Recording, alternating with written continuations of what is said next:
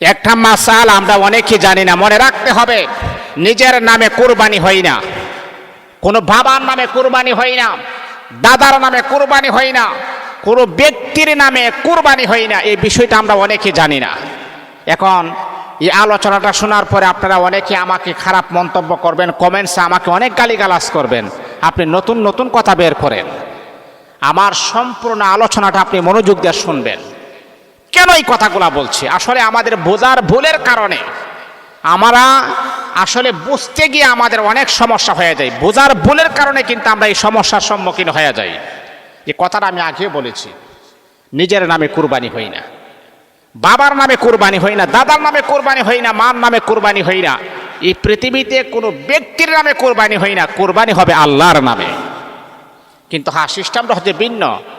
আমার পক্ষ থেকে আল্লাহর নামে আমি কুরবানি করতেছি। যেমন আমার নাম হচ্ছে মুফতি মিজানুর রহমান বিবারিয়া। মুফতি মিজানুর রহমানের পক্ষ থেকে আল্লাহর নামে আমরা কুরবানি করতেছি।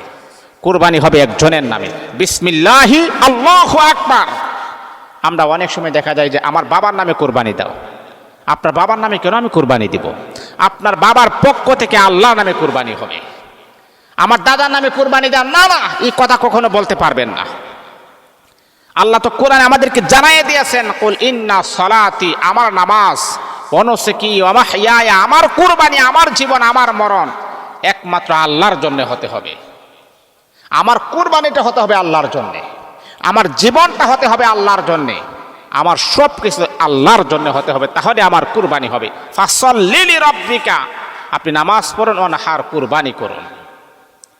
তাহলে বাবা, যারা আমরা এই ভুলটার ভিতরে আছি, অবশ্যই আমরা একটু সংশোধন হয়ে যায়। কথাটা খালি একটু ক্লিয়ার করতে হবে যে ব্যক্তির নামে কুরবানি হয় না, কোনো ব্যক্তির নামে কুরবানি হয় না। কুরবানি হবে আল্লাহর নামে, আর আমার পক্ষ থেকে কুরবানি হবে।